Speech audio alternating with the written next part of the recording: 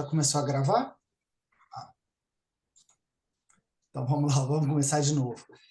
Boa noite a todos, obrigado pela presença para mais uma live nossa com o Henrique Trindade, que eu vou apresentar agora.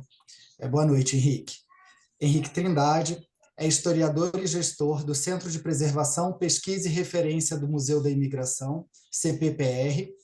É também mestrando do Programa de Pós-Graduação em História Social da FEFELESH-USP e um dos pesquisadores do Laboratório de Estudos sobre Etnicidade, Racismo e Discriminação, LER-USP. É membro da Associação Brasileira de Pesquisadores em História e Genealogia, ASBRAP, e autor do e-book sobre dicas de pesquisa no acervo do Museu da Imigração. Hoje à noite ele vai falar para nós sobre imigração e genealogia no Brasil. Henrique, a palavra é sua, obrigado por sua disponibilidade e é isso. Obrigado, Rafael. Agradeço também, claro, a Juliana, que já proferiu uma palestra no Museu da Imigração também. Agradeço pelo contato. É um prazer estar aqui, poder conversar com o CBG, enfim, uma instituição aí de longa data, no que diz respeito à genealogia. Enfim, e com tantos pesquisadores que eu vejo que já estão aqui de grande porte em genealogia, então é uma honra conversar com vocês, uma honra também representar o Museu da Imigração e contar um pouco do nosso trabalho, né, tanto do museu quanto também um pouco das minhas pesquisas pessoais, da minha experiência também que eu venho tendo ao longo dos últimos anos, trabalhando com pesquisa, genealogia e imigração no Museu da Imigração. Vou começar aqui compartilhando a minha tela com vocês.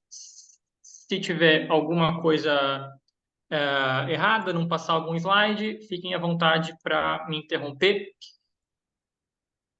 Acho que todo mundo está vendo, né? Qualquer coisa é só me interromper. Então, bom, eu trabalho no Museu da Imigração desde 2014. Para quem não sabe, o Museu da Imigração ele se localiza num edifício histórico, o edifício que foi a hospedaria de imigrantes do Brás, né, um prédio que funcionou oficialmente de 1887 até 1978, mas pesquisas mais recentes dão conta que isso é um pouquinho diferente. Depois eu conto mais detalhes para vocês nesse sentido. O museu ficou fechado entre 2011 e 2014 e foi reaberto depois de um processo de restauro. E eu faço parte dessa nova equipe que chega no museu em 2014 e faço parte também da equipe que implementa o Centro de Preservação, Pesquisa e Referência no MI, que é um espaço que articula a equipe técnica do MI, então o educativo, pesquisa e preservação, e ao mesmo tempo é responsável por propor e organizar um programa de formação do museu. Então, congressos, simpósios, palestras, enfim, né? Uma comunicação mais técnica no que diz respeito ao museu. Tudo isso é organizado via CPPR, da qual eu sou o gestor no MI. E academicamente, né, como o Rafael falou, eu trabalho com a professora Tuti Carneiro, né, Maria Luísa Tuti Carneiro. Eu pesquiso essencialmente as relações entre fluxos migratórios em São Paulo e epidemias, mas essencialmente qual foi o papel da hospedaria de imigrantes nesse meio campo. Como que a hospedaria de imigrantes do Brás ajudou a desenvolver a saúde pública em São Paulo. E vocês, obviamente, vão entender aqui ao longo da minha palestra que algumas documentações inéditas foram encontradas ao longo da minha pesquisa também, e que acabam mostrando que existem fontes alternativas de pesquisa. Elas são muito importantes para a gente pensar de uma maneira mais adequada no desenvolvimento de pesquisas genealógicas, tá bom? Bom, mas no CPPR, né, o CPPR também é um espaço em que nós atendemos público diverso. público acadêmico interessado em fazer pesquisas no Museu da Imigração, né? E um público leigo também, que é esse público que começa a fazer e a se interessar por genealogia a partir da história da própria família. A estatística mais recente que a gente tem é que 80% das pessoas que frequentam o Museu da Imigração presencialmente, o CPPR, têm interesse em pesquisar a história da própria família. Né? Essa é a principal motivação que leva as pessoas a ir até o Museu da Imigração. E isso ajuda a gente a pensar no que eu abordo aí como nova genealogia. E essa nova genealogia, ela tem relação com 4 questões que se envolvem também com a imigração como um todo. Em primeiro lugar, a revolução tecnológica, né? Hoje, nós temos, com as digitalizações, com as redes sociais e com a internet, um acesso muito mais fácil à documentação. Né? E daí vem esse segundo ponto, né, da democratização da informação. Né? E esses 2 pontos se ligam muito, assim, profundamente. Né? A gente tem, por exemplo, sites como o próprio Museu da Imigração, que foi um dos pioneiros aí em digitalizar a documentação relacionada especialmente à hospedaria de imigrantes, a princípio, mas depois também outros documentos. O Family Search, obviamente, nem preciso falar, né, do quão importante é o Family Search para fazer pesquisa, e muitos outros sites, muitos outros arquivos que começaram a digitalizar essa documentação e, claro, as pessoas puderam ter um acesso maior a essa documentação. Essa documentação serve não só aos genealogistas profissionais, aos historiadores, mas também ela serve a um público cada vez maior. O Museu da Imigração ele tem, acho que se não me engano, uma média de mais de 100 mil acessos por mês, né, por conta do acervo digital. Então, tem muita gente que pesquisa documentação primária, e se, por um lado, isso é bom no que diz respeito a historiadores, no que diz respeito a pesquisadores, né, genealogistas, tem uma questão que é importante, né? Como que um público leigo, né, que está começando a fazer pesquisa, que se interessa por pesquisa genealógica, que se interessa por uma cidadania, né, que, enfim, está começando a descobrir esses caminhos, como que esse público ele lida com essa documentação, ele tem que lidar com esses registros, né? Bom, o terceiro passo é o encontro com a história, né? As pessoas, quando elas começam metodologicamente a se interessar por genealogia a partir da história da própria família, elas veem que há relações profundas entre a história da sua família e essa história com H maiúsculo que a gente entende em linhas mais macros, digamos assim, né? Uma pessoa que vai, por exemplo, tentar pesquisar o registro de nascimento de um antepassado, de um bisavô, de um trisavô italiano, ela vai ter que lidar também com as questões relativas à Constituição do Estado Civil na Itália, né? Ela vai ter que entender melhor qual foi o processo de unificação da Itália, nesse sentido. Então, há um encontro com a história, e isso nos leva ao quarto ponto, né? Em que as pessoas se veem, né, se compreendem e veem seus antepassados, migrantes e seus descendentes, respectivamente, como protagonistas da história também. Né? São novos olhares que a gente tem sobre a história, são novos olhares que essas pessoas têm sobre a história, e isso contribui muito para o avanço do que eu chamo da nova genealogia, né, no século XXI. Pesquisadores, cada vez em maior quantidade, pessoas que se interessam, a princípio, por uma pesquisa relacionada para ter um direito reconhecido em geral, que é a cidadania, também mais de 85% do público que vai fazer pesquisas de documentos de família no Museu da Imigração tem um interesse primeiro para reconhecer uma cidadania europeia, por exemplo. Então, o interesse começa pela praticidade, pelo reconhecimento de um direito. Muita gente acaba mesmo com o reconhecimento e deixa a genealogia para lá, deixa a história para lá. Mas muitas outras pessoas se interessam né, por esse campo de estudos ou por esses campos de estudos e querem produzir conteúdo. E isso ajuda a gente a pensar em como que a nova genealogia se relaciona com a nova história, em termos de microhistória, história das mentalidades, ausências, representações, né? Alguém que visita o Museu da Imigração e não se sente presente ou representado, mas por que que existe aquela ausência, né? Enfim, então outros questionamentos estão sendo feitos pelos brasileiros no que diz respeito a ancestralidades, outros questionamentos no que diz respeito a identidades, e isso contribui sobremaneira para o avanço da genealogia e para o enriquecimento da genealogia como um todo e, obviamente, da história das migrações. Vou passar para o próximo slide, né? Henrique, Oi. desculpa, a gente não está vendo os slides passando. Ah, é? Não estão vendo? Não. Então, eu vou fazer o seguinte, então, gente. Eu acho que vale mais a pena eu tentar salvar aqui em PDF esses slides, porque eu acho que pode ser uma questão do PowerPoint. Vamos ver aqui, PDF.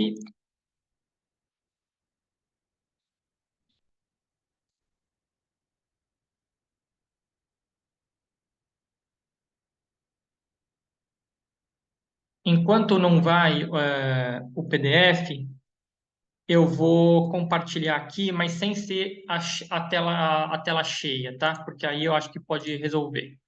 Só um instantinho que está carregando aqui e eu já volto com a apresentação em si. Tudo bem, obrigada. Pessoal, Mas, enfim, lembrando que quem oi. quiser pode, não só para lembrar, quem quiser fazer as perguntas via chat. Tá bom. Tá salvando. Acho que foi agora. Deixa eu stop share aqui.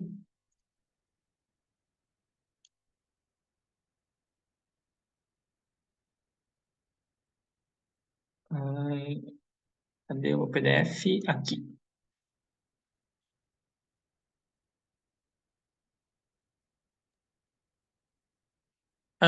Agora Estamos conseguem vendo o ver? primeiro. Estamos vendo o Primeiro. O segundo, conseguem ver agora? Passou. Passou, e esse aqui é o terceiro, onde eu já estava. Então, esse aqui é o segundo, em que eu coloco alguns pontos que eu mencionei, né, agora nessa minha fala inicial. E o terceiro slide, que é como as pessoas, né, esse público mais amplo, digamos assim, começa a entender qual é o trabalho do genealogista, qual é o trabalho do historiador, metodologicamente falando. Então, em primeiro lugar, né, que não há história, né, ou não há genealogia também sem fontes, né? É preciso, mesmo por questões práticas, né? Porque muitas pessoas, como eu falei, se interessam por cidadania, quando começam a pesquisar a imigração e se deparam com a genealogia, elas precisam reunir documentos, né? Elas entendem que existem diversas fontes, né? E que essas fontes não necessariamente vão sempre dizer a verdade, que é uma das questões que eu sempre enfatizo muito nos cursos que eu ministro no Museu da Imigração, com alguns exemplos, né? Não é tudo que a gente escuta, ou não é tudo que a gente lê, a gente tem um pouco mais de dificuldade em questionar aquilo que está escrito, né? Geralmente a gente acaba questionando com mais facilidade aquilo que nos é falado, mas não é tudo que a gente escuta, nem tudo que a gente lê, que a gente deve considerar como verdade. A gente precisa criticar esse documento, né? E essa crítica acaba ajudando bastante a gente a desenvolver pesquisas genealógicas e histórias mais corretas e mais adequadas. Eu sempre dou uma dica, né, para o público que frequenta o museu, de tentar encontrar a mesma informação em pelo menos duas fontes diferentes, né, produzidas por institutos, por organizações, por pessoas diferentes, né? Porque isso acaba corroborando um pouco nossa linha de raciocínio e fazendo com que a gente tenha mais certezas do que dúvidas a respeito do conteúdo daquele documento. Em terceiro, são os diferentes caminhos que a gente pode se utilizar para construir uma pesquisa histórica e genealógica de maneira mais adequada. Por diferentes caminhos, eu digo não só as fontes diversas que existem, né, para a gente não ficar só pensando naquelas fontes de cartórios e paróquias, digamos assim, as mais tradicionais, pelo menos, mas também nos diferentes caminhos na própria árvore genealógica. Eu já vi muita gente resolvendo pesquisa no museu e eu auxiliando, né, a nossa equipe auxiliando, não pelo ascendente direto da pessoa, não pelo bisavô, mas pelo irmão do bisavô, pela irmã do bisavô. Né? No certidão de casamento do bisavô no Brasil, por exemplo, pode não constar o comune ou a província de origem, ou a freguesia de origem, mas na certidão de casamento da irmã do bisavô pode estar lá, natural da Ilha da Madeira, por exemplo. Né? Então, esses diferentes caminhos que as pessoas vão se deparando ao longo da pesquisa e que elas vão descobrindo ao longo da pesquisa se referem não só às fontes diversas que existem, entender quais são essas fontes, mas também entender que na própria árvore genealógica podem existir outros caminhos para se resolver pesquisas de imigrantes em geral. O exercício passado presente na imigração, a imigração ela é muito didática nesse sentido, né? E ela ajuda a gente a pensar, né, que a história não serve só ao passado para compreender o presente, mas que nós podemos colocar questões no presente para entender melhor o passado, e a imigração é muito boa, didaticamente falando, nesse sentido, porque desde o final do século XIX nós vivemos na era das migrações, né? Eu brinco, falo que o Hobsbawm, o Eric Hobsbawm, o historiador inglês, não escreveu o livro das eras das migrações, né? Porque a era das revoluções, de certa forma, aí acabou, a era do capital se transformou, a era dos impérios acabou, a era dos extremos também, né? De certa forma, mas a era das migrações não acabou. Né? Existem fluxos migratórios e transformações de fluxos migratórios em fenômenos de massa desde o século XIX até hoje. E o Brasil foi protagonista e hoje continua sendo protagonista em diferentes perspectivas dessa história da imigração. E uma coisa que é interessante, não sei se todos sabem, né, e que mostra um pouco desse exercício passado e presente, hoje o prédio da antiga hospedaria de imigrantes do Brás, 30% é o Museu da Imigração. 70% é a maior casa de acolhida da América Latina, né, recebe 1.200 homens todos os dias, né, alguns são, na verdade, migrantes internacionais e muitos outros migrantes nacionais. Então, a gente, no próprio museu, precisa pensar nesses caminhos e nessas reflexões acerca das migrações no passado e no presente. E, no final das contas, as pessoas descobrem para que serve a história. Né, que é uma pergunta que se faz na faculdade, né, nas primeiras aulas de metodologia da história, né, do para que serve a história, da leitura ali do Apologia da História, do Michael Bloch. Se vocês não conhecem o livro, leiam para entender melhor esse ofício do historiador. E que, para além da diversão, né, de muita gente que gosta de história, enfim, né, e que se diverte estudando história, a história também serve para a gente entender melhor a nossa sociedade. Né? Quando a gente olha para a história, né? Essa história com H maiúsculo, por meio da história da nossa própria família, por meio da história da imigração. E é curioso isso, porque quando a gente pergunta qual que é a sua origem, as pessoas automaticamente pensam na origem do imigrante. Né? No Brasil, pelo menos, isso é bem comum. Né? O recomeço da vida, né? Essa nova vida que o imigrante produz, né? No Brasil, ela é quase como se fosse a origem da própria família mesmo, assim, as pessoas não pensam muito no que veio antes do imigrante, nas origens desse imigrante em si, né? Elas pensam mais, né, na naturalidade do imigrante como sua própria origem. Então, isso é interessante para a gente acabar, e é didático, né, também para a gente pensar nesses caminhos da serventia da história também, né? Em tentar entender, e é uma coisa que eu enfatizo muito também no museu, que para além de datas e nomes de cidades, né, para além de informações como nascimentos, casamentos e óbitos, existe uma biografia por trás de cada um dos nossos antepassados, né, por cada um desses imigrantes que veio para o Brasil. E é a composição dessas histórias, dessas micro-histórias, dessas histórias de família, que moldam um pouco essas novas perspectivas da história do Brasil, construídas pelas pessoas em geral. Né? Então, tudo isso, né, caminhos introdutórios aqui para a gente falar de imigração e de genealogia como um todo. Isso aqui eu gosto muito desse painel que é proposto pela Université de Nîmes, na França, né? Que tem lá um curso, vocês devem conhecer, de História da Família e Genealogia, em que eles colocam que as maiores dificuldades para pesquisadores que não são historiadores é justamente um conhecimento histórico limitado, e é isso que a gente procura auxiliar, né, no Museu da Imigração, contando, narrando e propondo reflexões acerca da história da imigração. Encontrar documentos em arquivos, né, é uma questão que para um público leigo é muito difícil, né? Eu sei que aqui tem muita gente profissional da genealogia, mas assim, eu pessoalmente recebo quase 100 e-mails por dia, todos os dias, de pessoas interessadas em fazer pesquisas genealógicas via Museu da Imigração.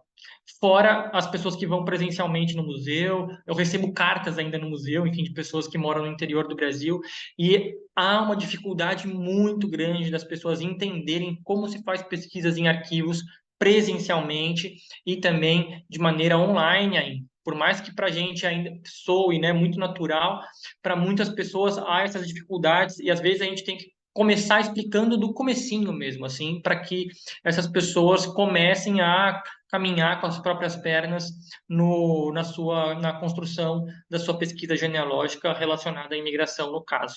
A não utilização de fontes alternativas de pesquisa, né? Então, as pessoas que se concentram muito em, como eu falei, nascimento, casamento e óbito, batismo, e acabam esquecendo que existem muitas outras fontes de pesquisa que a gente pode utilizar para construir a nossa pesquisa, para descobrir informação. Eu vou mostrar aqui alguns exemplos para vocês dessas fontes alternativas de pesquisa que são importantes. E, claro, a paleografia, né? Para quem quer ler um manuscrito, obviamente, essa questão mais prática, que tem profissionais hoje em dia, e a paleografia também está crescendo bastante no Brasil, pelo que eu tenho reparado, assim, né? Muitos cursos online, muitas pessoas de universidades no sul do país, na Bahia, em Minas Gerais, em São Paulo também, propondo cursos, palestras, oficinas, enfim, mas é um outro campo de estudo que foi identificado pela Universidade de Nîmes como sendo de dificuldade para quem não é historiador ou genealogista profissional ao começar e a desenvolver pesquisas nessa área. E a pesquisa, obviamente, ela é uma composição desses três fatores, né? A história, fontes e metodologia. A partir daquelas premissas ali, né, daquelas dificuldades, a gente chega nesse gráficozinho aí de que a pesquisa genealógica ou a pesquisa de registros de imigrantes, ela se compõe em maior ou menor grau, dependendo do caso, do conhecimento histórico, do conhecimento das fontes e da metodologia adequada em cada uma das suas investigações. E por que a história é importante? Pensando nessa questão mais ampla, desse público brasileiro mais amplo, né, que se interessa por genealogia. Se a gente observa um gráfico desse, a gente acaba contrapondo e desconstruindo um dos grandes mitos da história da imigração para o Brasil, né? E que eu ouço todos os dias e leio todos os dias. O fato de que o imigrante, o antepassado da pessoa, veio fugindo da guerra, né? Isso eu escuto todo dia, mas aí quando a gente vai observar e quando eu pergunto para a pessoa qual guerra, né? E a pessoa fica lá, Primeira, Segunda Guerra Mundial, e a gente vai observar que essa pessoa não chegou, esse imigrante chegou no século XIX, como a grande maioria dos imigrantes que chegam em São Paulo, pelo menos, né? Então, é importante a gente ampliar os nossos horizontes de conhecimentos históricos para poder desenvolver uma pesquisa, para poder muitas vezes não perder tempo. Eu já vi muita gente fazendo pesquisa de entrada de imigrante no Brasil, procurando justamente entre 1914 e 1918, que é o período da Primeira Guerra Mundial, porque ouvia da família que o imigrante veio fugindo da guerra. Mas, no final das contas, essa pessoa está perdendo tempo, né? Por quê? Ela não deveria começar por aí, digamos assim, né? Há toda uma construção metodológica anterior para você fazer uma pesquisa de chegada de um imigrante no Brasil de uma maneira mais adequada. Então, observar um gráfico desse, entender esse sobe e desce, né? Por exemplo, esse desce de 1889 a 1891 tem relação com a restrição da saída de imigrantes italianos por conta das epidemias de febre amarela no Brasil, por exemplo. Né? Então, a gente tem, por parte do governo italiano, né, essa restrição. Depois, a gente tem questões com relação a preço de café no estado de São Paulo, que envolvem subida e descida em termos quantitativos de entradas de imigrantes. O decreto Prinetti, em 1902, né, a própria propaganda migratória brasileira na Andaluzia e em Trás-os-Montes, a partir aí, especialmente de 1908, 1909, que fazem com que há um fluxo maior de entrada de portugueses e espanhóis nos anos imediatamente anteriores à Primeira Guerra Mundial. Então, é importante a gente mostrar e desenvolver conhecimento histórico para que as pessoas, por mais que elas não encontrem a solução de cara, elas não percam tempo procurando onde elas não deviam procurar. Basicamente é isso. Outra questão vinculada ao gráfico que eu mostrei, né, é ampliar essa questão, né, do conhecimento histórico a partir de estatísticas, né? Aqui é tirado do Emílio Franzina, quando fala sobre o êxodo dos imigrantes italianos, dos imigrantes do Vêneto em direção ao Brasil, em que a gente dá um zoom aqui, né, na questão da imigração italiana no que diz respeito ao Vêneto, que é a grande região atratora que atrai mão de obra, né, em direção ao Brasil. A gente consegue observar esses fluxos ano a ano e tentar entender melhor por que há um aumento ou há uma diminuição de um fluxo migratório dessa província naquele ano, através de conhecimentos históricos, como esse aqui, né? Como pensar no ano, na localidade e no que está acontecendo naquela região, o que está acontecendo naquela cidade, né? Em Portugal, naquela freguesia, naquele concelho, naquele distrito, enfim, a gente observar para a história e relacioná-la às questões migratórias, que é muito importante. Se a gente observa, né, ali em Belluno, 1888, desmoronamentos e avalanches, né, ou mesmo ali 1882, Belluno, destruição de serralherias de Perarolo até Longarone, as inundações, né? A gente observa que depois do outono de 82 há um aumento do fluxo migratório em direção à América, digamos assim, como um todo, não só para São Paulo, mas para o Brasil e para outras localidades também.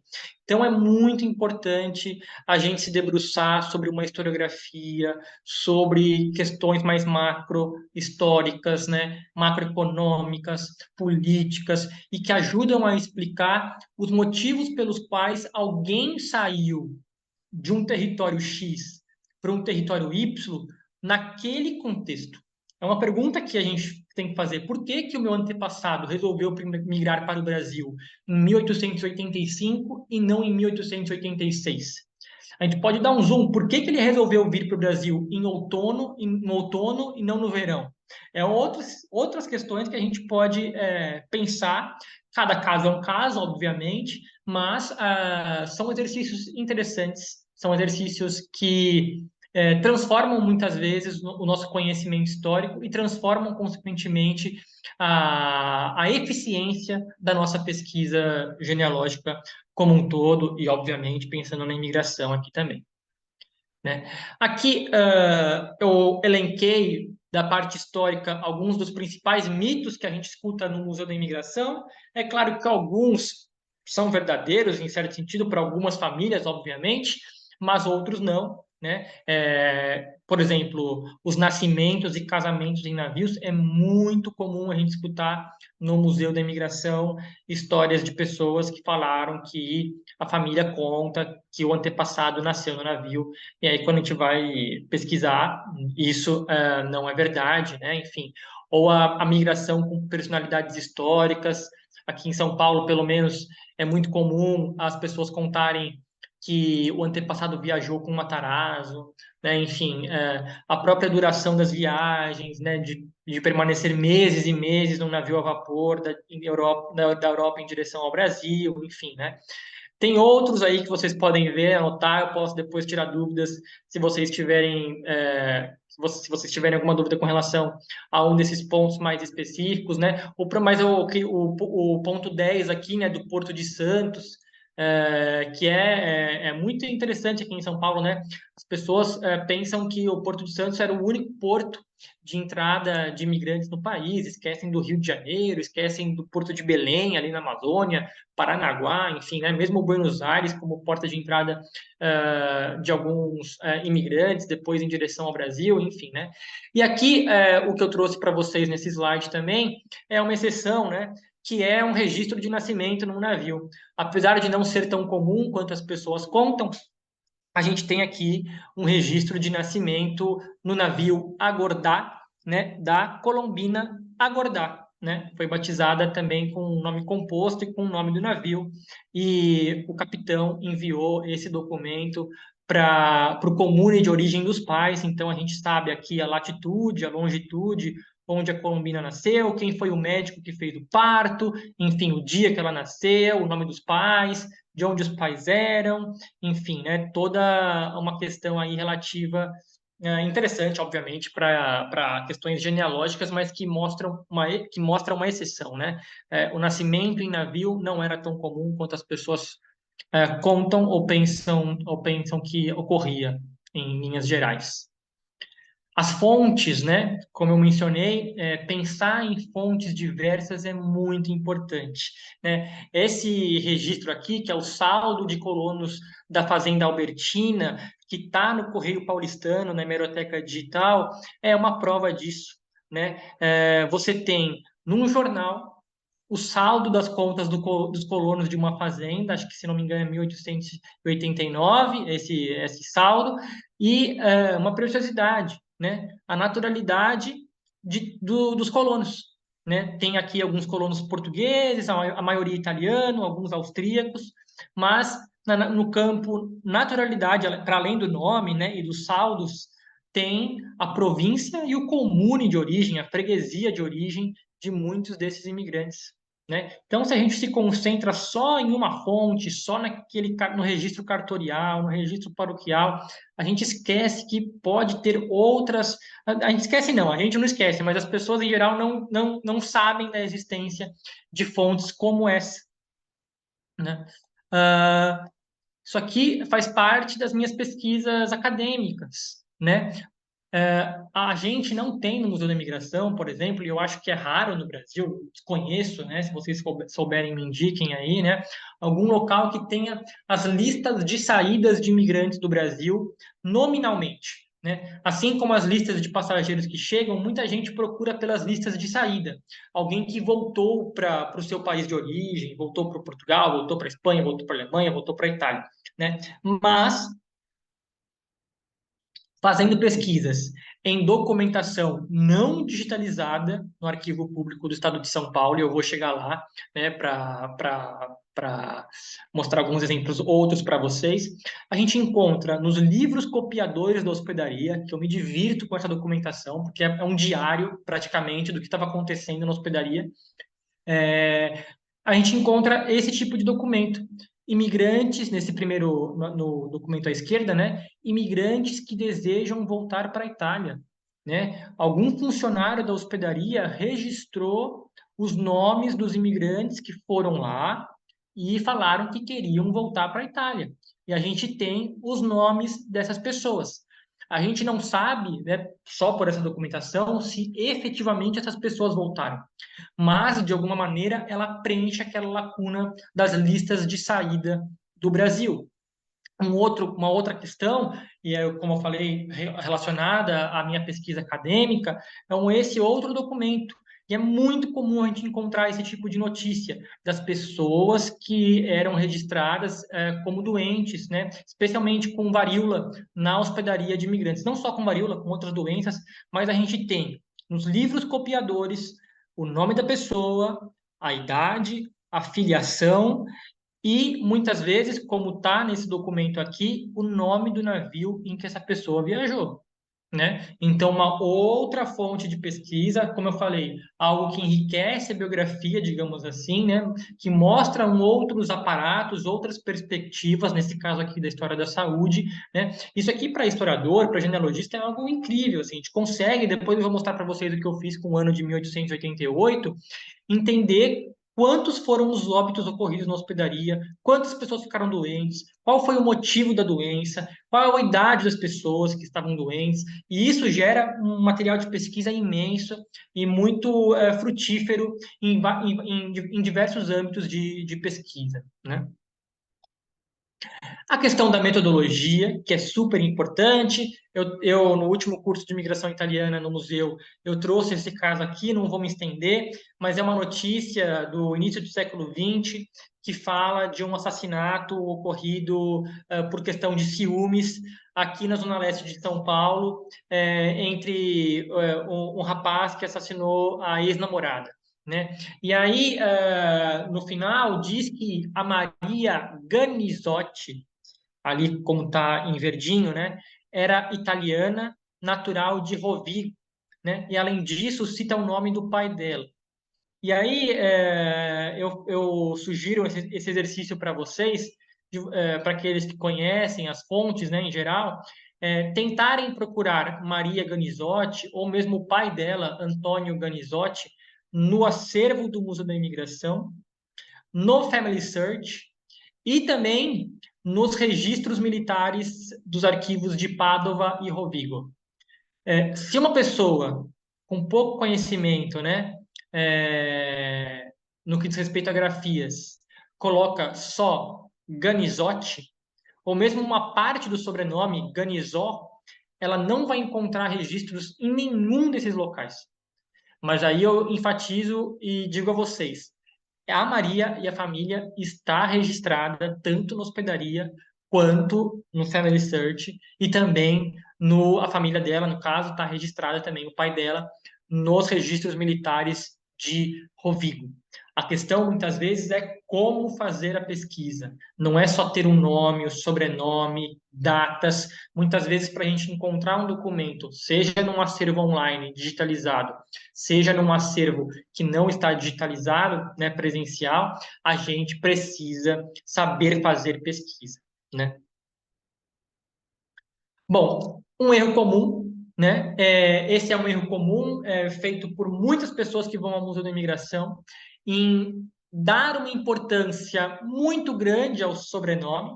E aí eu mostro esse exemplo, né? Na verdade, muitas vezes a solução para a nossa pesquisa não está no sobrenome que a gente carrega, mas sim na composição dos vários sobrenomes que contam a nossa história.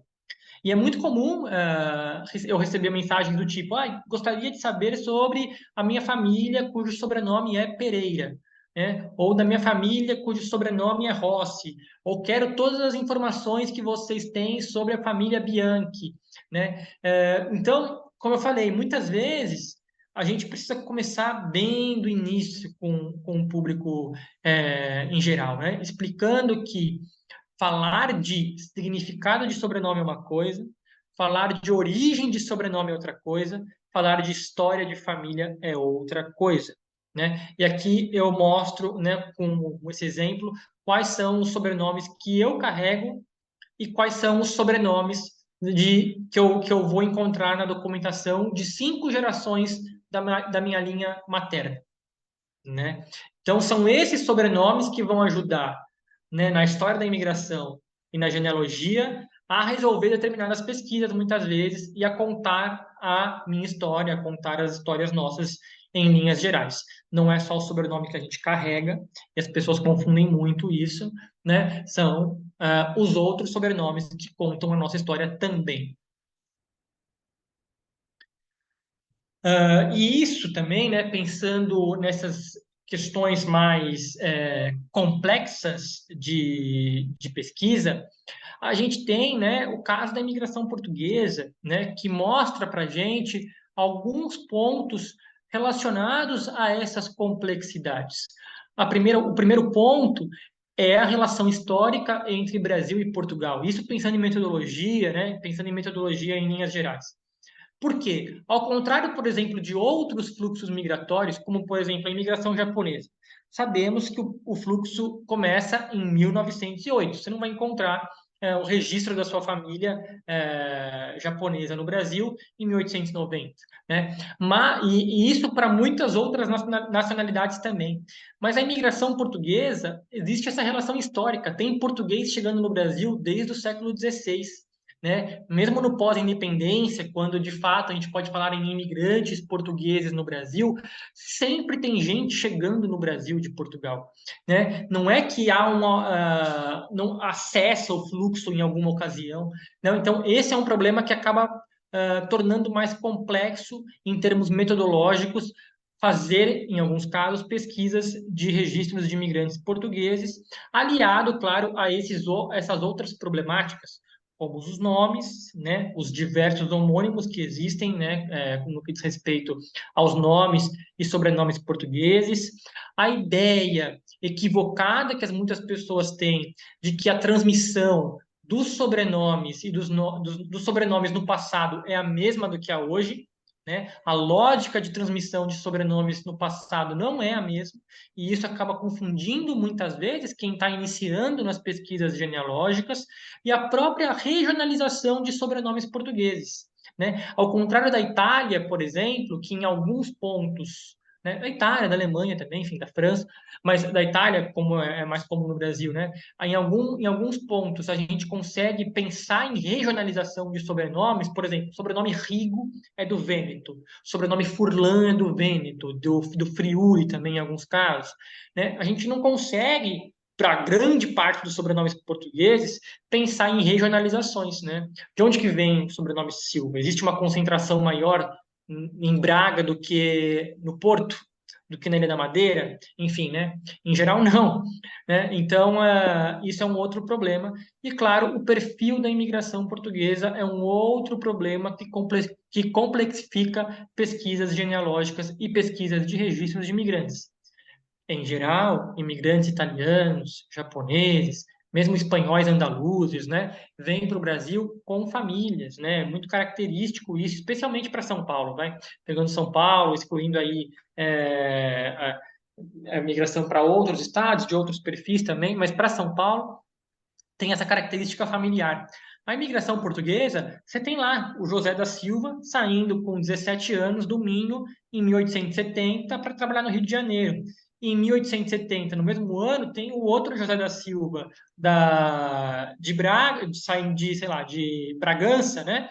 E também vindo ao Brasil trabalhar sozinho. A gente não tem como muitas vezes saber quem que estava acompanhando, porque não tem o acompanhante, não tem a esposa, não tem o nome dos pais, enfim, né? Então, alguns fatores desses complexificam pesquisas genealógicas e de migração. Alguns exemplos para vocês terem, né? Um outro exemplo é da própria imigração espanhola. Esse caso aqui existe, né, na hospedaria de imigrantes. São duas famílias que chegam em 1905, uma chega em janeiro, outra chega em maio, e vocês podem observar que há algumas semelhanças muito claras nos nomes e sobrenomes dessas pessoas, né? Nos nomes dos filhos, idades. E quando a gente faz uma pesquisa um pouquinho mais aprofundada, a gente descobre que essa primeira família, na lista de bordo, eles foram descobertos. Eles estavam viajando com documentos falsos. E agora, para a gente pensar nos nomes originais dessas pessoas, como que a gente faz? Né? Então, a clandestinidade, mas assim, a falsificação de documentação, muitas vezes, que é comum no sul da Espanha, em alguns casos em Portugal também, já tem alguns estudos sobre isso, inclusive, vários estudos sobre isso, também são fatores que, metodologicamente, podem tornar as nossas pesquisas mais difíceis. Opa! Aqui, em geral, né, enfim, pensando nesses fatores e pensando nessas questões relacionadas à pesquisa, é muito importante notar que, como eu falei, existem questões históricas que ajudam a gente a entender quais foram os fatores de expulsão e os fatores de atração que acabam organizando e gerando um fluxo migratório, independente do período, independente do contexto, né? O que as pessoas acabam esquecendo muitas vezes são as redes de comunicação e os meios de transporte. Afinal, foi isso que propiciou a transformação das migrações para o Brasil em um fenômeno de massa no final do século XIX. Sem ferrovia, sem barco a vapor, sem você poder mandar uma carta e essa carta chegar de uma maneira muito mais rápida do que antes para o seu destinatário, sem a possibilidade, né, dessa carta conter dinheiro, as remessas, que são tão importantes nos fluxos migratórios, a imigração para a América não teria acontecido da maneira que ocorreu, né? E as redes de comunicação são muito importantes na resolução, aliadas, claro, aos fatores de expulsão e atração, são muito importantes na organização e na solução de muitas pesquisas genealógicas atreladas à história da imigração para o Brasil. Um exemplo que eu gosto bastante de utilizar é da imigração italiana para a Amazônia, né? A gente vê aqui algumas famílias de italianos ali da região da Lucânia, né, especialmente, que foram para a região amazônica, ali no estado de Manaus, o estado do Amazonas e do Pará. E nós temos, né, que essas várias famílias pertencem a um comune, né, em Rivello, na província de Potenza, né? E aqui nós temos os destinos dessas famílias no norte do Brasil, né? Famílias que muitas vezes eram numerosas, né? Não todas, mas algumas numerosas. Pensando em termos demográficos para a época, é uma proporção muito grande de gente de um comune muito pequeno e que se destina para lugares também muito pequenos, né? Cidadezinhas pequenas, lugares muito específicos, não, um lugar muito não tradicional de imigração, digamos assim, né? Em direção ao Brasil. Vou trazer outros exemplos depois, talvez, sobre isso, mas vamos voltar aqui para a nossa questão fundamental, que é o que eu trabalho diariamente, o acervo do Museu da Imigração. Então, saindo um pouco mais da teoria, entrando um pouco mais na prática agora, quero mostrar para vocês alguns recursos, alguns que são mais conhecidos, outros, no entanto, eu acho, e que envolvem aqui o acervo do Museu da Imigração. Para acessar o acervo do Museu da Imigração, a gente pode utilizar o site do museu, obviamente, museudaimigração.org.br, e ir por esse caminho, tá? Acervo e pesquisa. Aqui em acervo e pesquisa, a gente vai acessar o acervo digital, informações sobre a coleção museológica, a coleção de história oral, a coleção bibliográfica e o arquivo institucional. Geralmente as pessoas vão, em primeiro lugar, e quase sempre, ao acervo digital. Querem encontrar as informações dos seus antepassados que passaram pela hospedaria, as listas de bordo de santos, mas existem todas essas outras coleções aqui que podem ajudar a gente a fazer pesquisa. Então, por exemplo, se a gente clica ali na coleção bibliográfica e de história oral, a gente consegue pesquisar quais são alguns dos 10 mil livros que nós temos, né? Nós temos uma biblioteca especializada em imigração e também consegue acessar os mais de 600 registros de história oral, entrevistas que nós fizemos e fazemos ainda, né, com migrantes, imigrantes que passaram pela hospedaria ou que têm relação com a história da hospedaria em linhas gerais, né? Então, uma busca aqui pelo termo Japão nos mostra aqui, né, quantos livros nós temos relacionados a Japão, quantas entrevistas de história oral, quantas revistas, quantos boletins, quantos folhetos, né?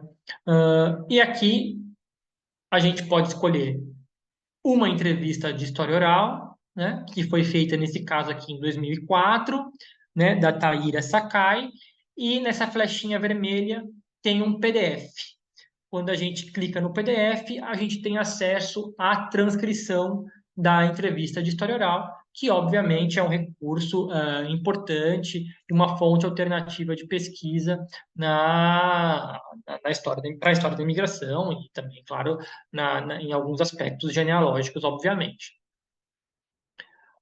Aqui, eu vou passar rapidamente pelo acervo digital, porque eu acho que muitos de vocês conhecem esse acervo, mas é muito importante a gente revisitá-lo, né, entender melhor o que que é esse acervo.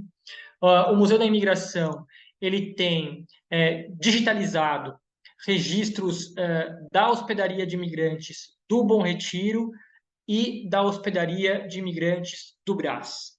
A hospedaria do Bom Retiro, ela funcionou de 1882 até 1887 e a hospedaria do Brás de 1887 até 1978. Henrique, tudo está digitalizado? Não. Henrique, existem lacunas nessa documentação? Sim, tá? E eu vou mostrar um caso específico para vocês também. Mas, para além das matrículas, que são mais conhecidas, existem aí as fotos, mapas, cartas de chamada, requerimentos, SACOP, jornais e listas de bordo, tá? Vou dar um exemplo para vocês, então, começar com os requerimentos SACOP. O que é essa documentação? Mas, para a gente não perder tempo, eu queria começar explicando os requerimentos SACOP por uma história de família que passou pela hospedaria de imigrantes. Aqui nós temos uma matrícula transcrita na hospedaria de imigrantes do Brás de duas pessoas, o Francesco Longaretti e o Girolamo, que estiveram na hospedaria em junho de 1910. Tá? Nessas flechinhas, a gente consegue observar que não é a primeira vez que eles estão vindo para o Brasil. O que essa documentação está dizendo? O que essa matrícula está dizendo? Está dizendo que o Francisco, pai, né, e o Girolamo, filho, eles chegaram na hospedaria no dia 4 de junho de 1910, né, viajaram a bordo do vapor Rei Humberto, e que 4 anos, nos últimos 4 anos, eles estavam vivendo em Treviglio, na Itália. É o que mostra a flechinha verde e a flechinha vermelha. Né? Já a flechinha amarela diz o seguinte, que antes deles morarem na Itália por 4 anos, eles viveram no Brasil por mais 15 anos. Ou seja, a primeira vez que eles chegaram no Brasil foi mais ou menos aí 19 anos antes de 1910. O Francisco Longaretti e o Girolamo Longaretti, de fato, chegaram no Brasil em meados aí dos anos 1890, pela primeira vez. Não chegaram sozinhos, o Francesco chegou com outros filhos e filhas, chegou com a esposa, e um desses filhos, o Ângelo Longaretti, em 1900, assassinou o fazendeiro da fazenda, né, na qual ele trabalhava, que era o Diogo Salles, irmão do presidente do Brasil, Campos Salles. Isso gerou, obviamente, um debate diplomático entre Brasil e Itália gigantesco, né? O Ângelo Longaretti acabou sendo preso, depois ele conseguiu um habeas corpus, voltou para a Itália, a família voltou com ele, e aí depois toda a família, menos ele, reemigraram para o Brasil, e essa matrícula faz parte desse contexto da reimigração de parte dessa família em direção ao Brasil depois desse caso que ficou famoso. Mas por que eu estou contando isso? Porque, a partir desse caso, o governo italiano começa a pensar melhor no que diz respeito à imigração e as condições de vida do imigrante italiano no Brasil. Isso vai gerar visitas de representantes consulares, enfim, de outros funcionários do Estado italiano, para verificar qual era a condição de vida do imigrante nas hospedarias e no interior de São Paulo. Em 1902, 2 anos depois disso, acaba sendo publicado o decreto Prinetti, que proíbe a imigração subsidiada de italianos em direção ao Brasil, e isso afeta sobremaneira o estado de São Paulo. E isso acaba fazendo com que, por exemplo, o Brasil vai buscar outras fontes de mão de obra, daí acordos, a busca por imigrantes da Andaluzia, de Trás-os-Montes, o acordo assinado com o Japão em 1908, mas também o Estado de São Paulo pensa o seguinte: ok, eu não posso subsidiar as passagens, mas eu posso adotar uma outra estratégia. Se os imigrantes pagarem a passagem de navio e de trem para chegarem aqui, eu posso prometer que eu vou devolver o dinheiro que eles gastaram com a passagem. E os requerimentos SACOP, eles fazem parte desse contexto. São requerimentos feitos por colonos, né, feitos por imigrantes, pedindo a devolução do dinheiro gasto com a passagem.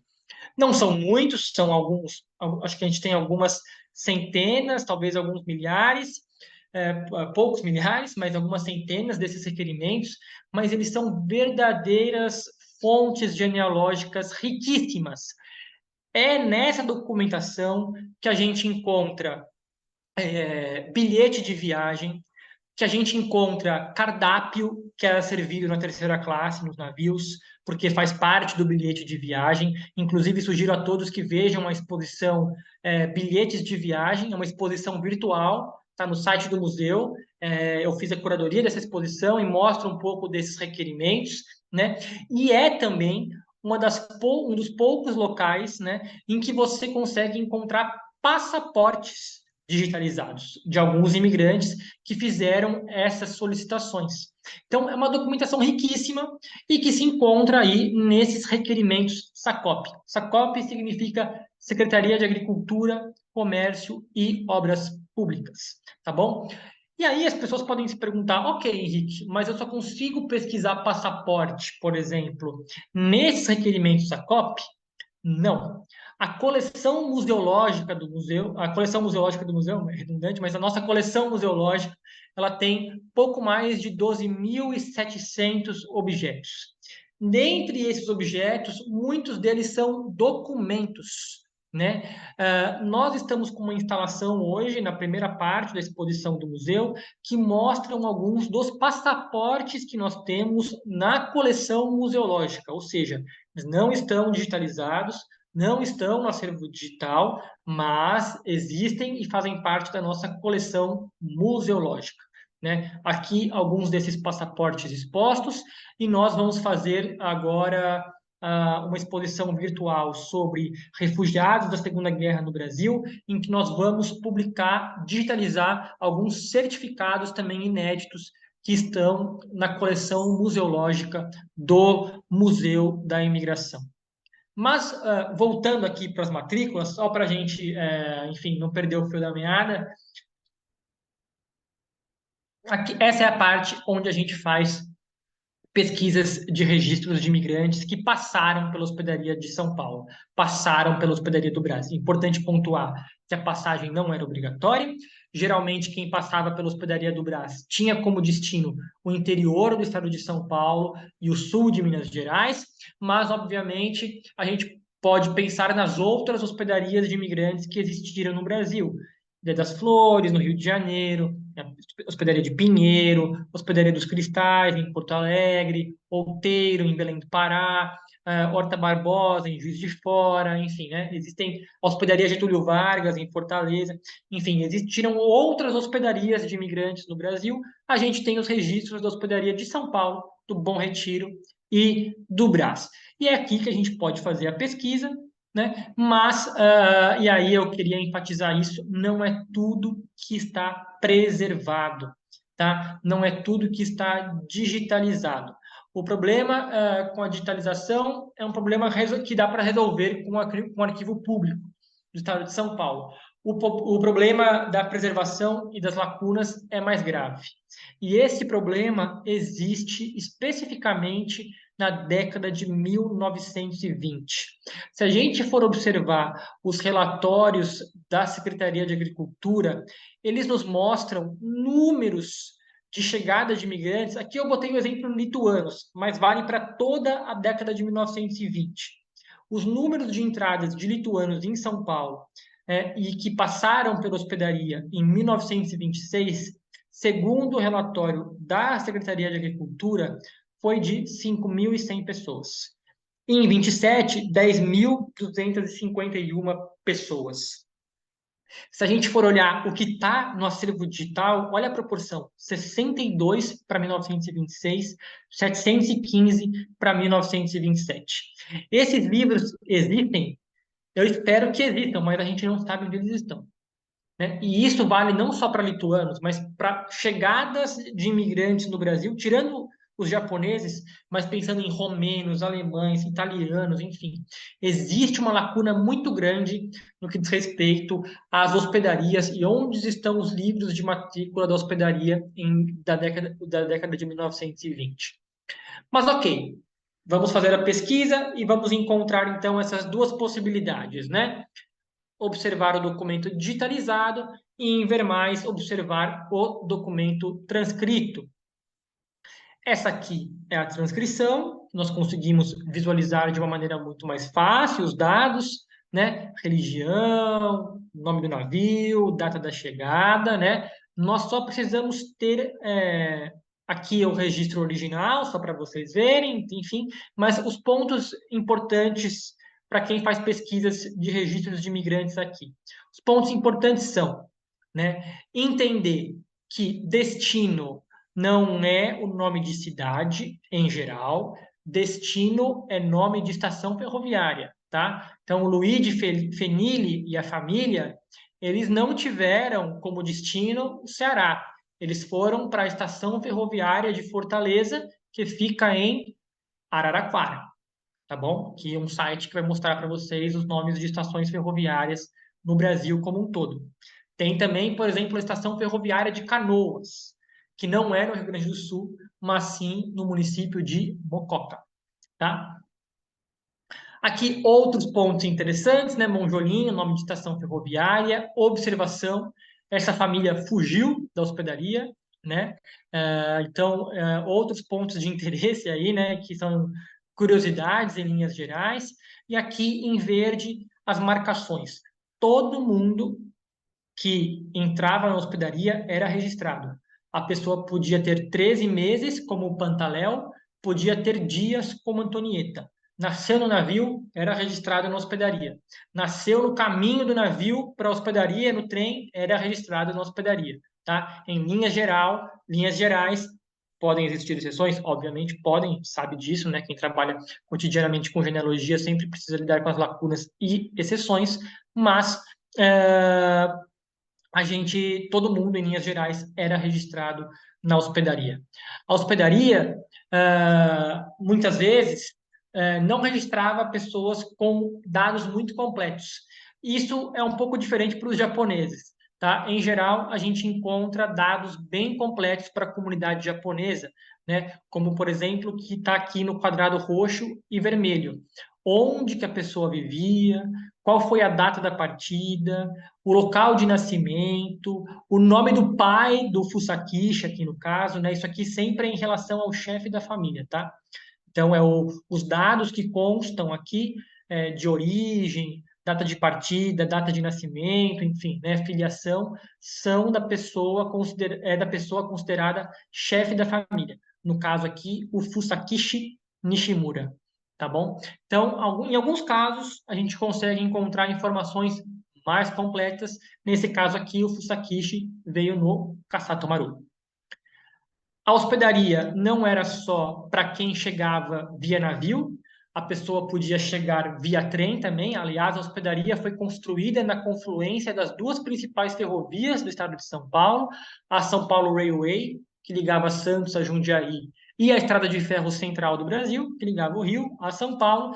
E no caso aqui, esse cubano veio do estado do Rio de Janeiro e passou pela Central do Brasil, né, pela Estrada de Ferro, né, Central, e passou pela hospedaria de imigrantes do Brás.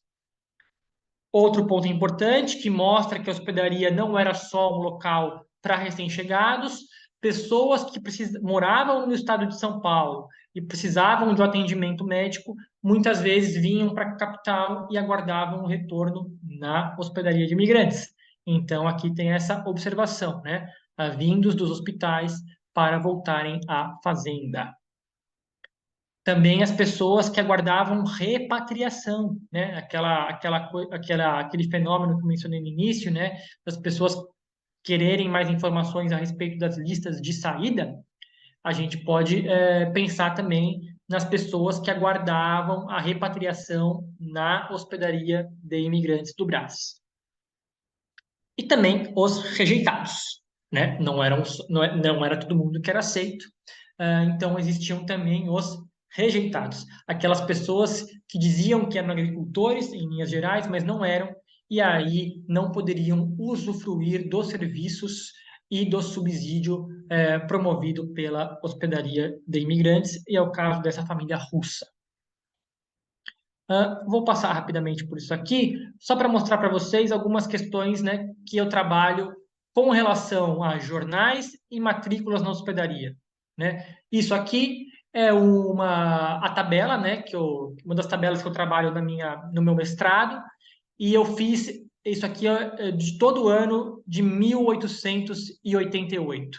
Coloquei aqui só abril para vocês verem, mas é o que eu consegui levantar de todos os óbitos que aconteceram na hospedaria em 1888. O nome da pessoa, a data, né, a idade, filiação e a causa do falecimento. Eu tenho, acho que são quase 120 óbitos, se eu não me engano, 121 óbitos em 1888, na hospedaria de imigrantes do Brás. Somente 5 pessoas eram maiores somente 5, acho que são 5 pessoas que eram maiores de 10 anos de idade. Desses 120 óbitos, a maioria crianças, né? A mortalidade infantil era muito alta em tempos do final do século XIX e do início do século XX, e eu tenho essa tabela para todo o ano de 1888. Bom, para a gente começar aqui a fazer algumas questões mais de finalização, porque senão eu passo aqui do meu tempo, mas o que eu mostro também, né, para as pessoas, e que eu acho que é muito importante para todo mundo, eu já mencionei aqui, mas eu volto a repetir, né, que genealogia não é só data e local, há também uma biografia por trás de cada uma das pessoas que veio aqui para o Brasil, de cada um dos nossos antepassados, e obviamente nossa também, né? Eu trago alguns casos curiosos da hospedaria que eu vou passar aqui rapidamente para vocês, para a gente não perder muito tempo nesse sentido. Mas, por exemplo, esse casal aqui, Francesco Mangano e Teresa, né? Todo mundo olha para esse registro e pensa que é um casal normal de camponeses que veio trabalhar em São Paulo. Na verdade, o Francesco Mangano era o chefe de uma quadrilha de calabreses que atuou no interior do estado de São Paulo na última década do século XIX. Né?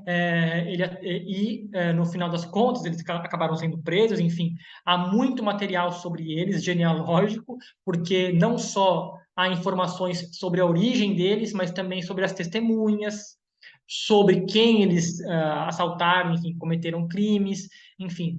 Os processos judiciais são, obviamente, uma fonte inesgotável de pesquisa genealógica, e aqui um desenho deles no Correio Paulistano, na última década do século XIX, o Francesco Mangano é esse que está sentado do lado desta mulher aqui, que não era a mulher dele, era uma portuguesa que fazia parte que foi incorporada à quadrilha, e eles já muitas vezes se conheciam, né? Então, como eu falei, das redes de comunicação, como são importantes, né? Nesse caso aqui não, porque, enfim, importantes no sentido qualitativo, digamos assim, né? Porque eles vieram para cá para cometer alguns crimes, mas eles já se conheciam na Itália, enfim, eles eram da mesma região e vieram para cá atuar na região de São Carlos ali.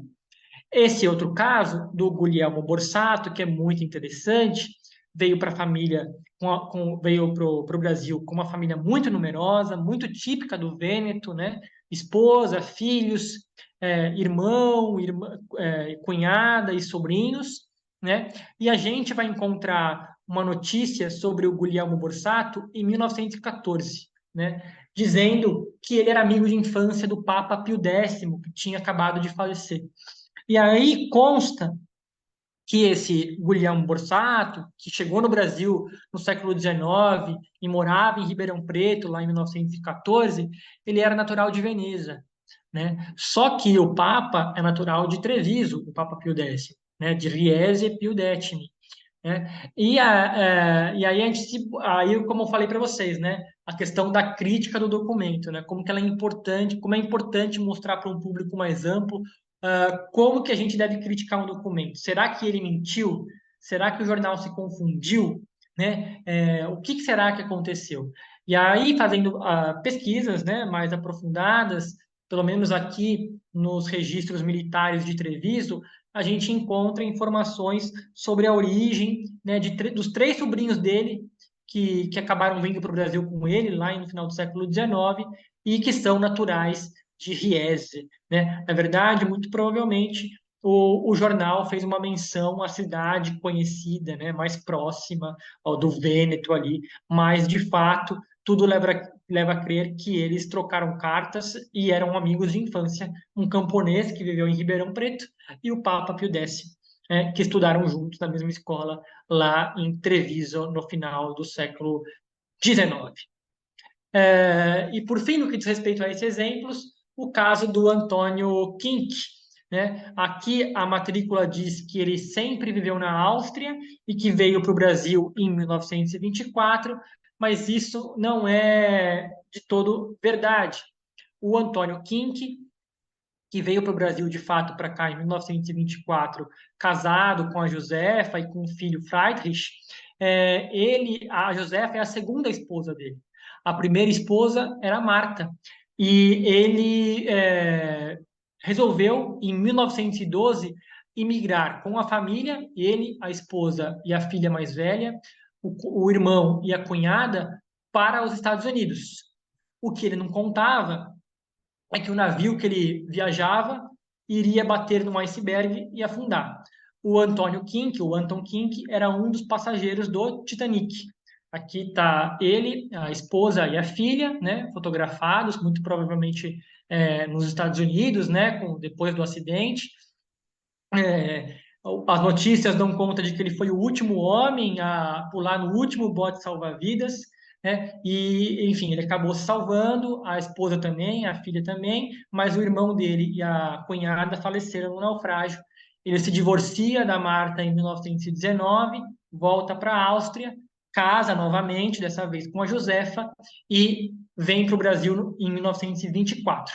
Vai para Analândia, Anápolis é a estação ferroviária do município de Analândia, em São Paulo, ou seja, não é Goiás, e lá ele vive até 1939. Ele resolve voltar para a Europa justamente no ano em que começa a Segunda Guerra Mundial, né? E também eu trouxe só mais esse outro exemplo aqui, que são os náufragos do Principessa Mafalda, né?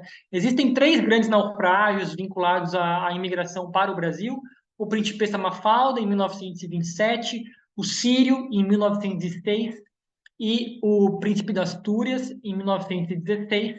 E alguns náufragos do Principessa Mafalda passaram pela hospedaria e alguns jornalistas foram fotografar esses náufragos na hospedaria. Obviamente, as fotos não têm uma boa resolução, mas aqui 2 famílias que passaram pela hospedaria de imigrantes e que eram sobreviventes do naufrágio do Principessa Mafalda, que afundou na costa da Bahia em 1927. E aqui, eu acho que é mais para vocês, depois eu posso passar isso para quem quiser, enfim, né, esses últimos slides, mas uma cronologia, né, da história da hospedaria de imigrantes, da história do acervo e das secretarias que fizeram a gestão da hospedaria de imigrantes, né? Por quê? Tudo isso aqui, hoje, está no Arquivo Público do Estado de São Paulo. Então, existe essa documentação digitalizada no Museu da Imigração, mas existe ainda, gente, muita coisa não digitalizada no acervo do Arquivo Público do Estado de São Paulo.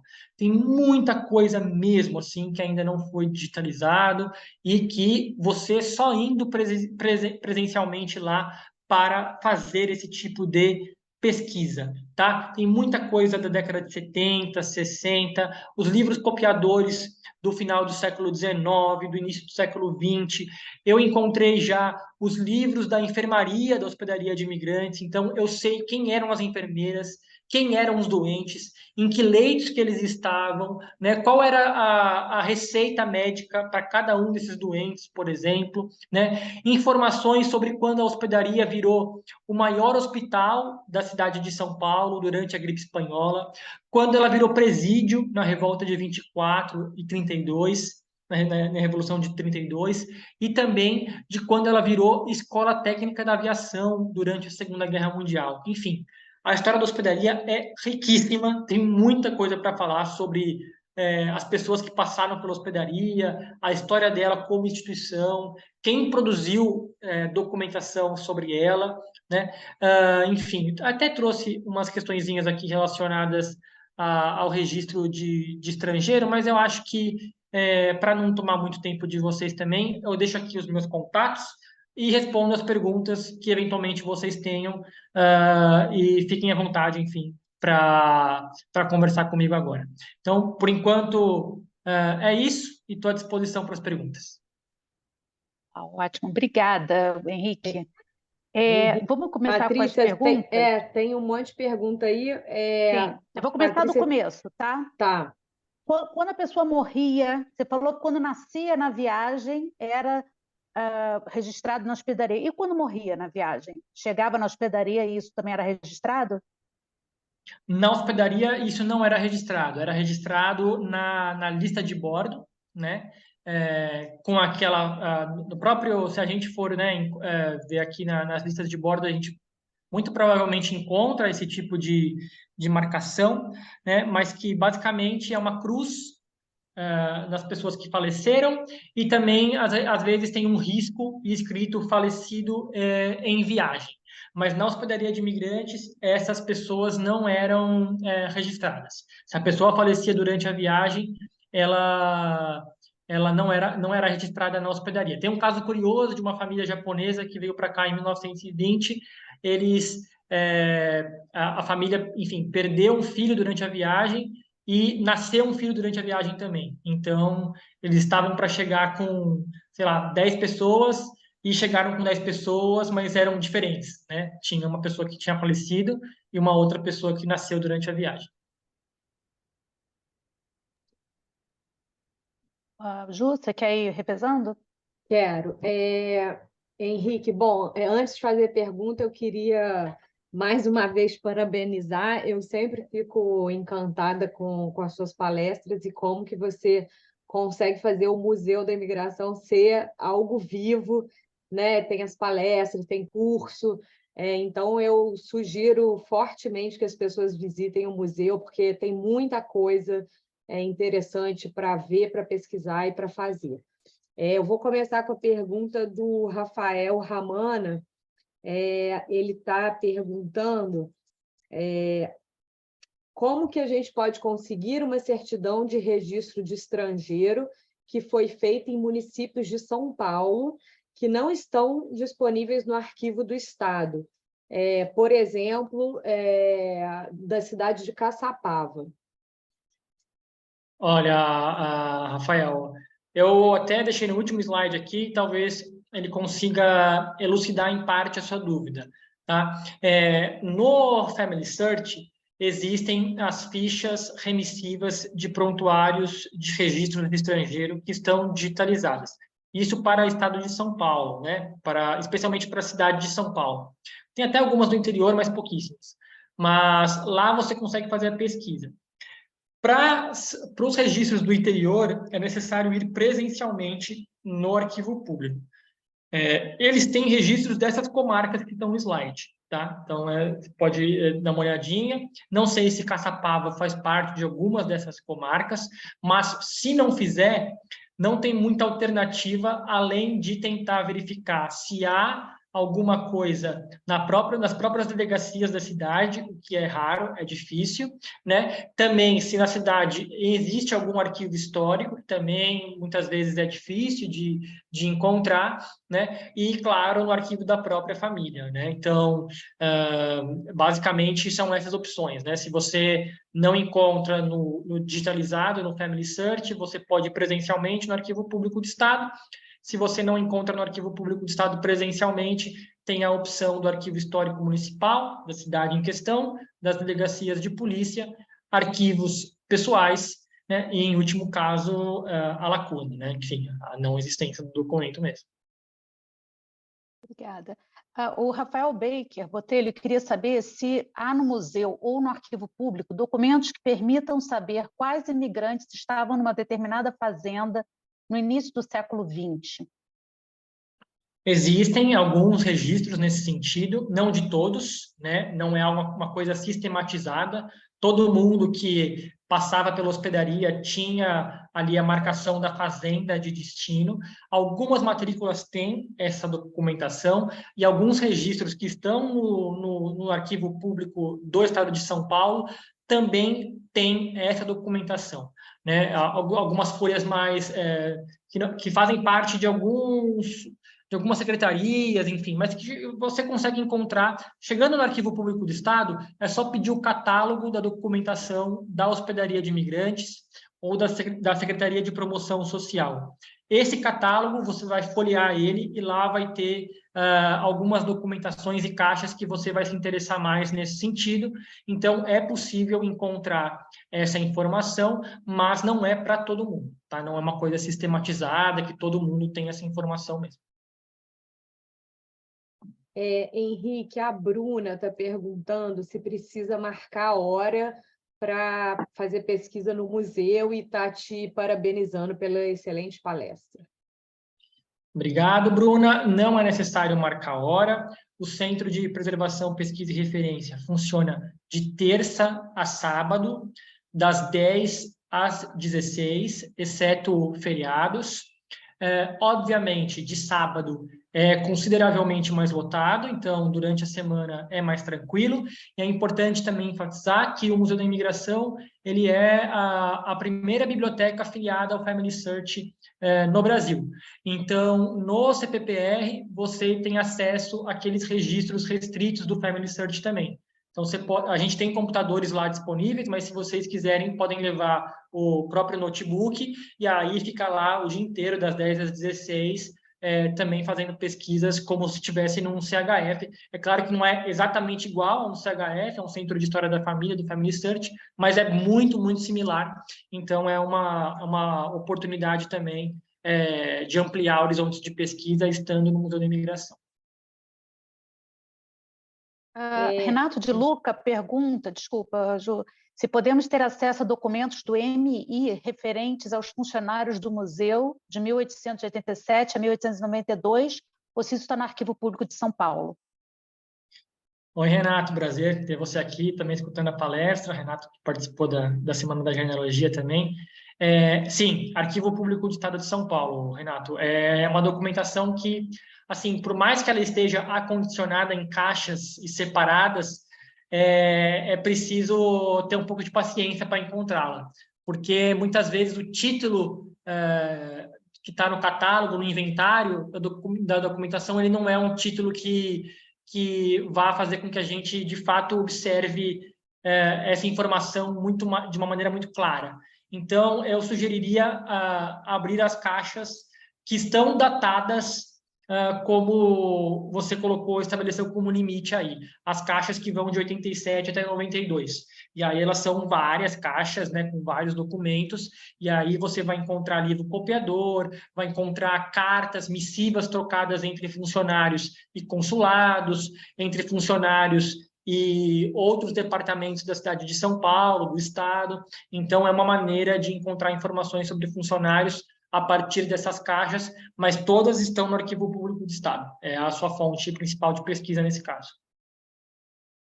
Henrique, emendando nessa pergunta do Renato, você já falou que tem arquivos do Arquivo Público do Estado de São Paulo que ainda não estão digitalizados. E em relação ao Arquivo Nacional, que fica no Rio de Janeiro e também tem uma parte digitalizada, existe interseção entre os arquivos do Museu da Imigração e o Arquivo Nacional? Porque eu já vi que no Arquivo Nacional, por exemplo, tem a lista do porto de chegada do Porto do Rio de Janeiro e também tem a do Porto de Santos. Como é que é isso em relação ao acervo do museu?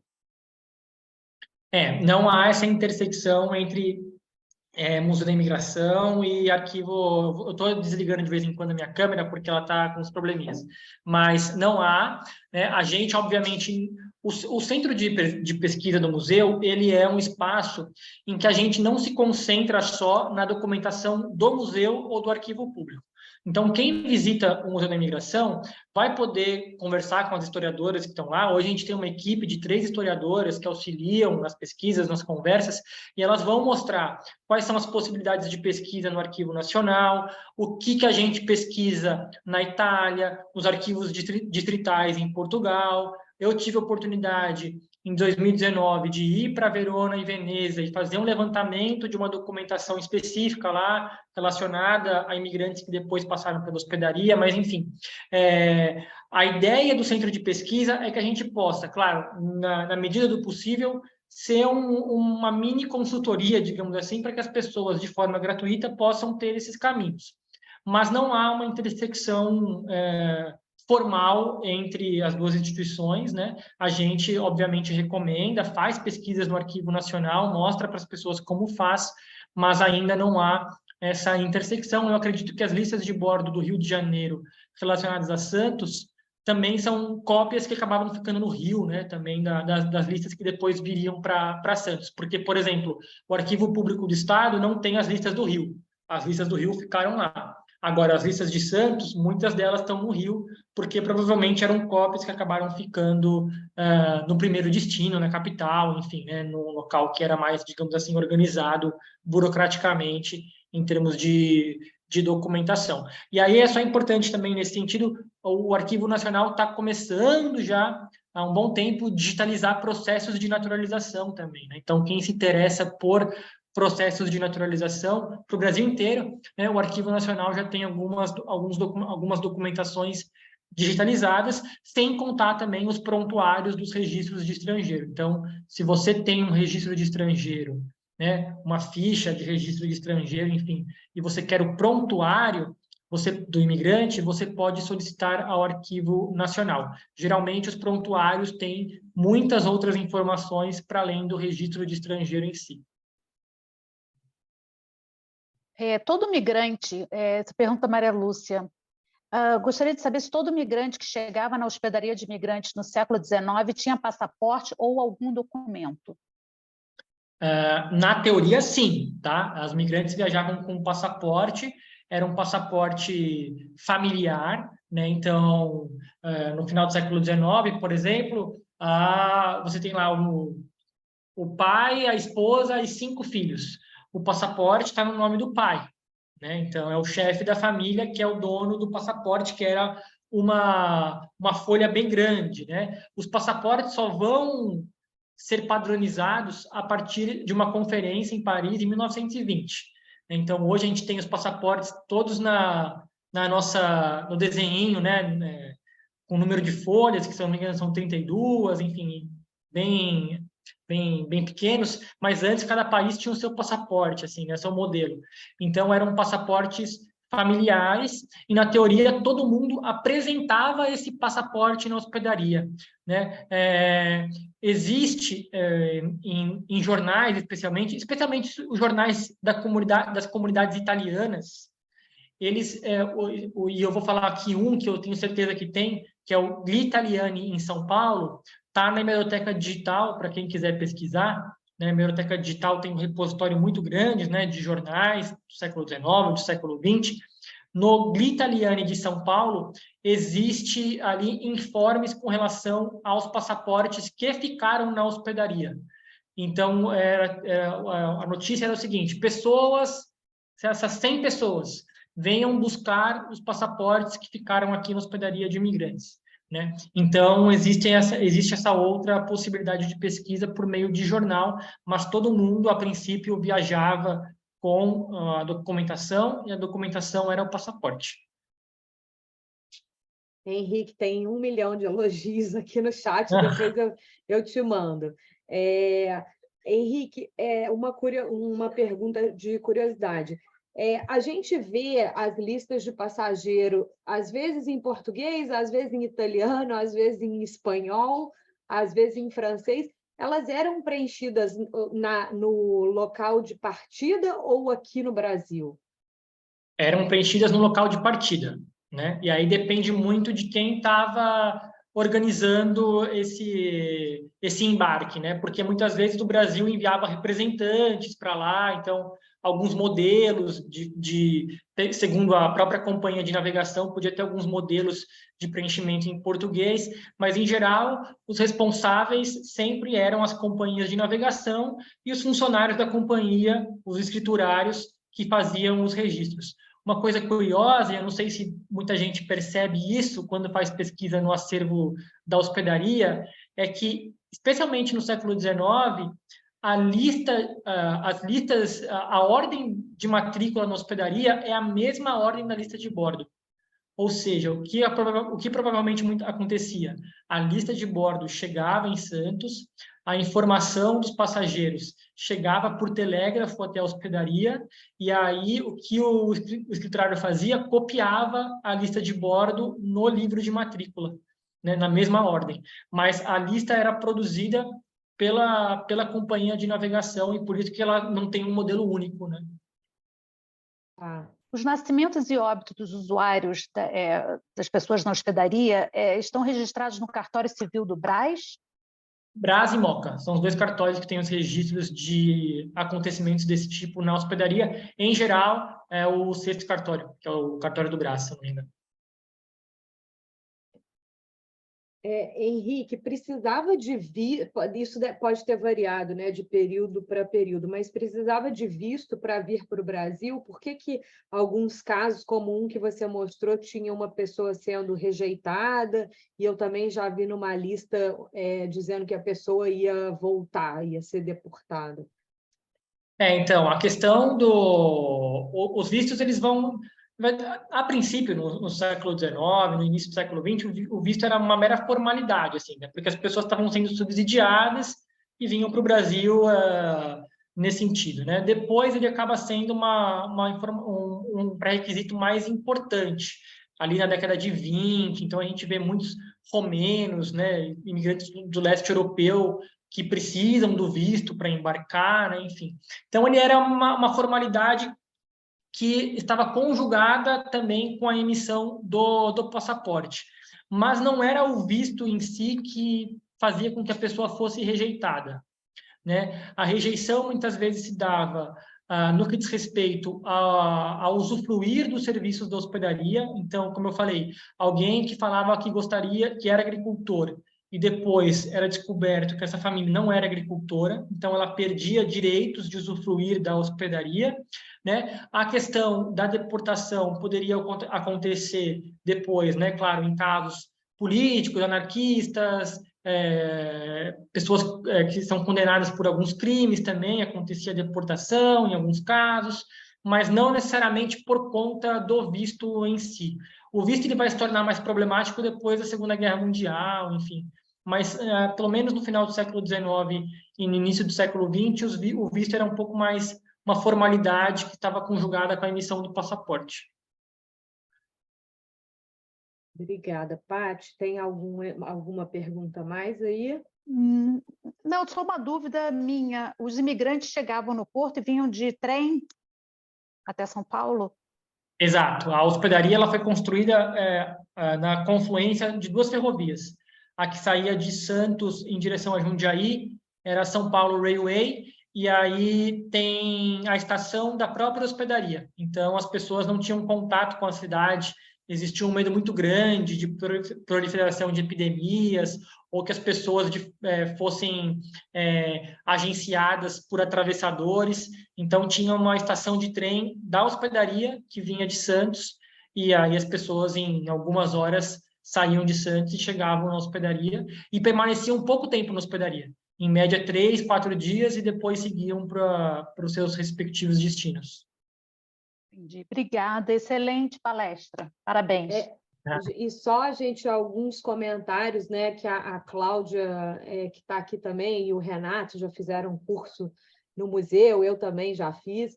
Né, Henrique, você comentou com a gente nesses cursos que geralmente quem já tinha um parente aqui no Brasil não ficava na hospedaria, né? Então, às vezes, as pessoas procuram o parente lá, mas ele ficou na casa de um parente, porque o parente já estava no Brasil, né?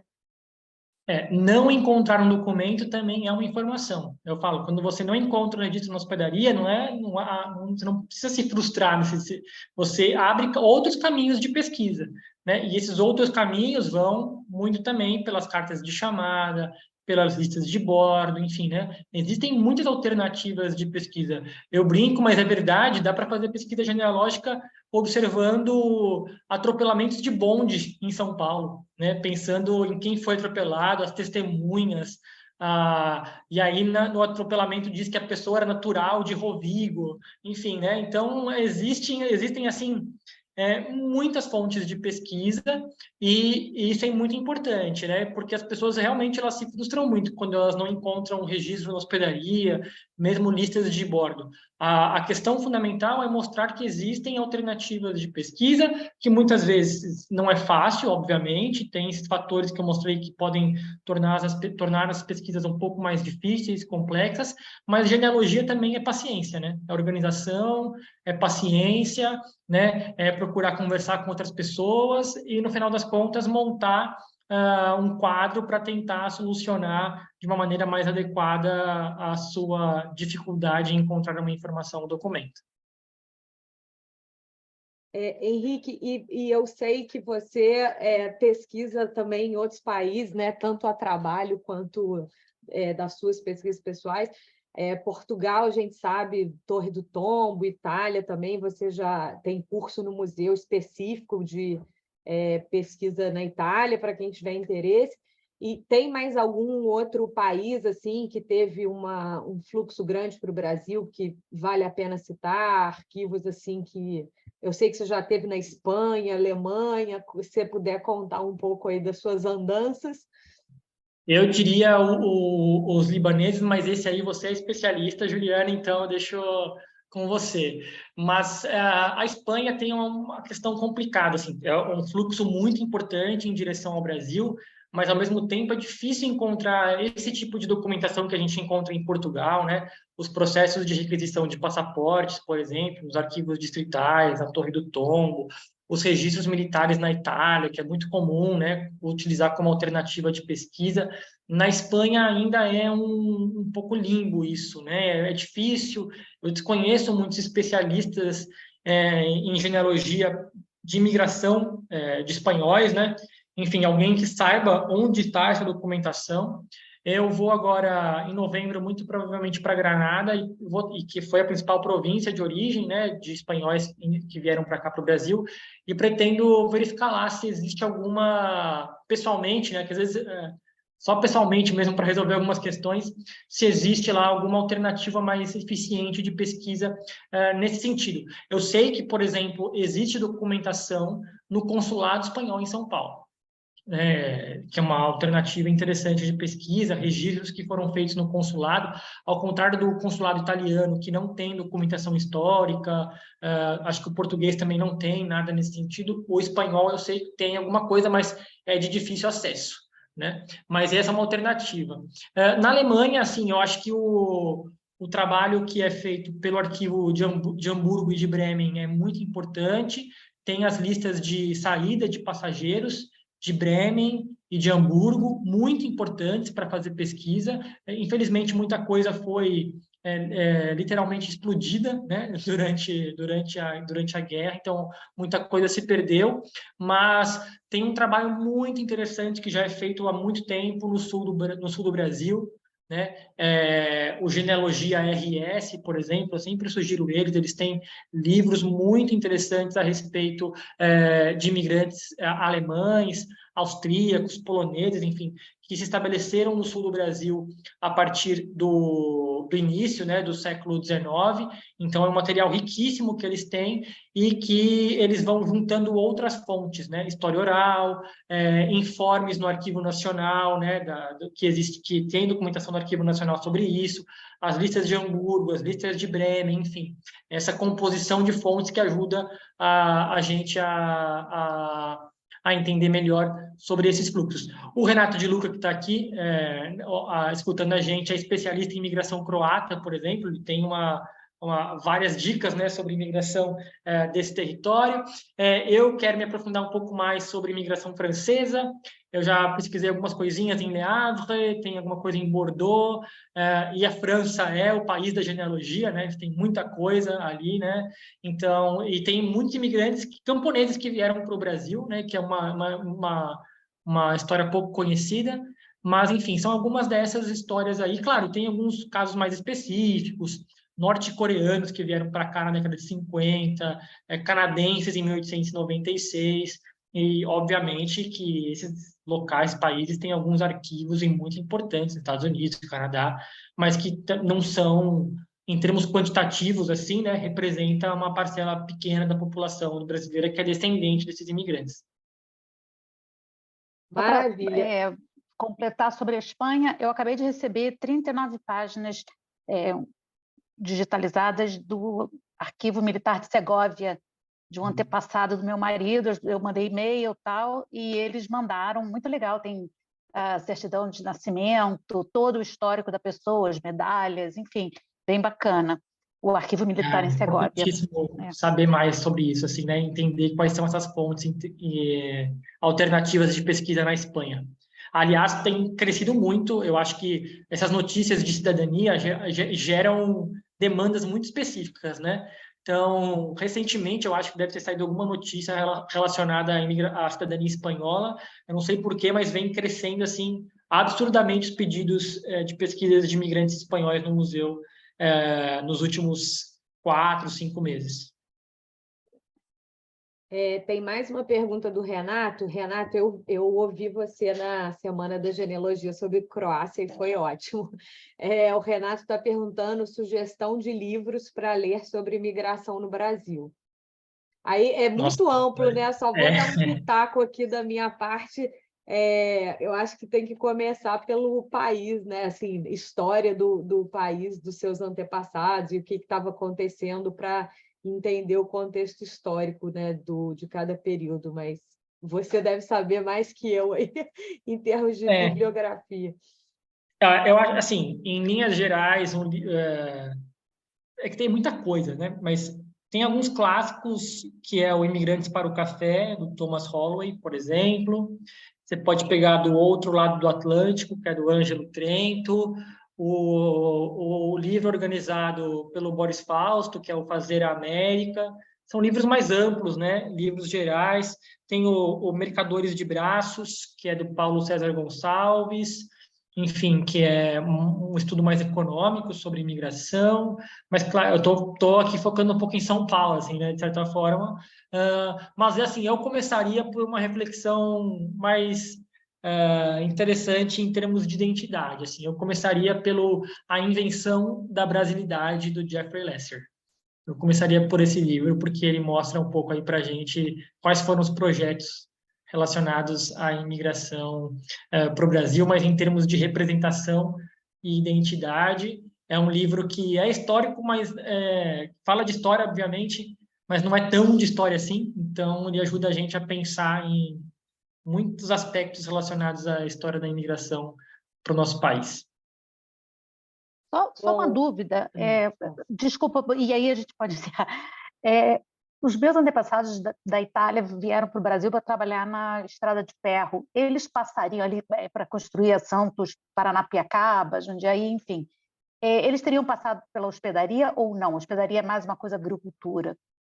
Assim, de pronto eu responderia que o mais provável não. Patrícia, mas pode ter acontecido de passar, claro, não era, mas a ideia da hospedaria de imigrantes, que foi financiada pela Sociedade Promotora da Imigração, era que as pessoas que por lá passassem fossem encaminhadas para o trabalho na lavoura. Então, as pessoas que, pelo menos no final do século XIX, início do século XX, né, que passavam pela hospedaria, o perfil era um perfil de encaminhamento para a lavoura e não para trabalho em outras áreas. Mas pode ter acontecido, sempre existem as suas exceções aí, né? Vou só fazer, gente, mais as duas últimas aqui, porque a gente não tem nem como agradecer ao Henrique a disponibilidade dele. A Cláudia está perguntando... Cláudia, eu não sei se eu sei falar seu nome certo, Altschuller, perguntando se você já estudou imigração polonesa. A Cláudia talvez seja uma das maiores conhecedoras do acervo do Arquivo Nacional aí, no que diz respeito aos prontuários de registros de estrangeiro. Faz um trabalho incrível lá. Assim, Cláudia, não é uma demanda grande assim no Museu da Imigração, especialmente, se bem que a gente tem muitas famílias descendentes de poloneses em São Paulo, mas a concentração maior é no Paraná, né? Enfim, aí tem muita gente que pesquisa no Arquivo Nacional e depois no Arquivo Público do Paraná, os registros de chegada em Paranaguá. Mas, assim, alguma coisa ou outra a gente sabe por casos específicos que chegam para a gente ali, né? Especialmente alguns arquivos na região da Galícia, ali, da Polônia, né? Que foi uma região que trouxe muitos imigrantes em direção ao Brasil. Tem muita gente que trabalha, né, com cidadania polonesa e que mostra alguns caminhos de pesquisa na Polônia. Tem a dificuldade, claro, do idioma para muita gente, né, que é um complicador, né, para quem faz pesquisas em países que não tem um idioma um pouco mais difícil, né, da gente aprender e lidar. Mas também, Cláudio, eu até sugiro, depois eu posso te passar, tem o nome de uma que eu acompanho nas redes sociais, uma genealogista polonesa que eu gosto bastante do trabalho dela. E ela, enfim, dá algumas dicas interessantes. Às vezes tem que colocar um tradutor ali, algumas dicas, pelo menos. E, enfim, alguma coisa ou outra a gente sabe e eu posso te dar algumas dicas se você precisar de algo um pouco mais específico. E a Rosana Alvarenga está explicando que na Espanha as fontes mais fáceis são sempre ligadas aos militares, pois eles tinham que provar a limpeza de sangue quando queriam servir no exército. E aí eles apresentam toda a sua genealogia e está tudo arquivado. Então, esse é o comentário da Rosana. É bacana saber disso, Rosana. Eu acho interessante que eu acho que mais provável até pessoalmente assim tentar organizar algumas coisas nesse sentido, mas entender melhor, né, qual é o conteúdo dos arquivos na Andaluzia, né, que foram e na Galícia também, né, que são as duas principais regiões de origem dos espanhóis para o Brasil. E esse comentário seu me lembrou também uma questão que você falou que apresentam toda a genealogia, né? Para quem é descendente de imigrantes japoneses, acontece a mesma coisa nas prefeituras do Japão. Eles têm as genealogias das famílias todas. Então, se alguém tem interesse em imigração japonesa, descendente de imigrante japonês, e sabe a cidade de origem, é possível solicitar via prefeitura, né, dessa cidade de origem no Japão, a genealogia da família. Eu vi um documentário recente, né, Onde as Ondas Quebram, que fala justamente sobre o resgate de uma descendente de uma família japonesa no Brasil em busca de suas raízes no Japão, e ela vai na cidade de origem dela e encontra dos pais da família dela, desculpa, e ela encontra lá uma árvore genealógica de mais de 6 gerações, se não me engano, que está guardado na prefeitura. Então, para quem se interessa também por imigração japonesa, é uma fonte interessante de pesquisa. Bom, então, gente, antes de passar a palavra para o Rafael e depois para você fechar, Henrique, eu queria, gente, só fazer uns anúncios. Quem quiser os slides do que o Henrique apresentou, manda, por favor, o e-mail para secretaria@cbg.org.br que a gente manda.